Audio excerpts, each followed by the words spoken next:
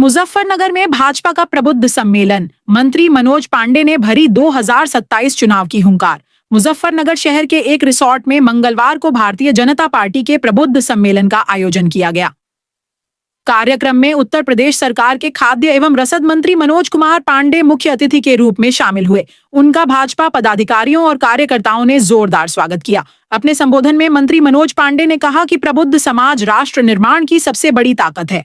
उन्होंने प्रधानमंत्री नरेंद्र मोदी और मुख्यमंत्री योगी आदित्यनाथ के नेतृत्व में उत्तर प्रदेश में कानून व्यवस्था, विकास और जन कल्याणकारी योजनाओं में हुए बदलावों का उल्लेख किया।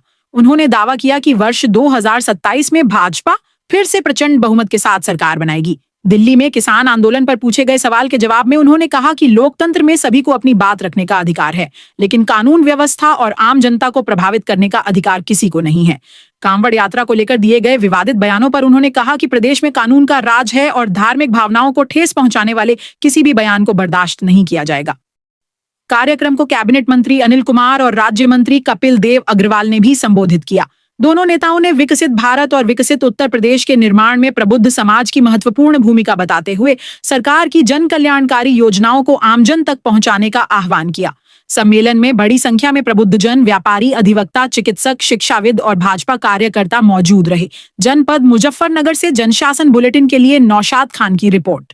देखा आप लोगों ने देखा जिस तरीके से आज यहाँ पर हमारे स्वागत के लिए और एक बहुत विशाल प्रबुद्ध सम्मेलन का आयोजन यहाँ के आयोजक साथियों ने, यहाँ के स्थानीय और हमारे साथ उत्तर प्रदेश मंत्रिमंडल के कैबिनेट मंत्री हमारे भाई अनिल जी, यहाँ के दूसरे राज्य मंत्री स्वतंत्र प्रभार श्री कपिल देव जी और सब लोगों ने मिलकर के एक प्रबुद्ध समागम का कार्यक्रम रखा था। 3 घंटे विलम्ब हो जाने के कारण भी कैबिनेट के बैठक कारण जिस तरीके से हजारों की संख्या में, कई हजारों की संख्या में आज लोगों ने आशीर्वाद दिया और लोगों ने अपनी संकल्प लेते हुए अपनी प्रतिबद्धता दिखाई। आने वाले दिनों में आदरणीय मोदी जी के और योगी जी के नेतृत्व में उत्तर प्रदेश में प्रचंड बहुमत की भारतीय जनता पार्टी की सरकार बनाएगी। आपने मंच में अपने व्यक्ति में कहा मार्च का वो दिया है वो, तो आज की तारीख में कौन नहीं, वो आज की तारीख में प्रासंगिक है जब वो लोग जिनके हाथ भगवान राम के मंदिर पर कार सेवा करने वाले कार सेवकों के खून से सने, जिन लोगों ने अपने सामने बैठा करके रामचरित मानस को जलवाया, जिन लोगों ने प्रभु राम के अस्तित्व पर सवाल उठाया, जिन लोगों ने मूर्ति पूजा पर रोक लगाई हो, जिन लोगों ने थानों में जन्माष्टमी पर रोक लगाई हो, उन लोगों के नाम मुंह से नाम आए प्रभु राम का तो बड़ा आश्चर्य होता है। हमें नहीं होता, देश में रहने वाले हर सनातनी और राम भक्तों को होता है।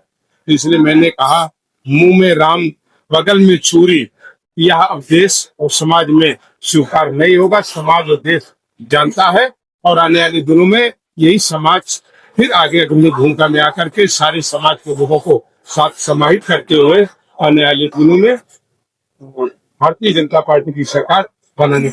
दिल्ली के जंतर मंतर में आज लाठीचार्ज किया गया है। मैं कहूँगा लोकतंत्र में लोगों को आंदोलन करने का, अपनी बात कहने का अधिकार, लेकिन ये उसमें जायज नहीं है कि आप एम्बुलेंस रोक लेंगे और एम्बुलेंस में तड़पता हुआ मरीज मर जाएगा।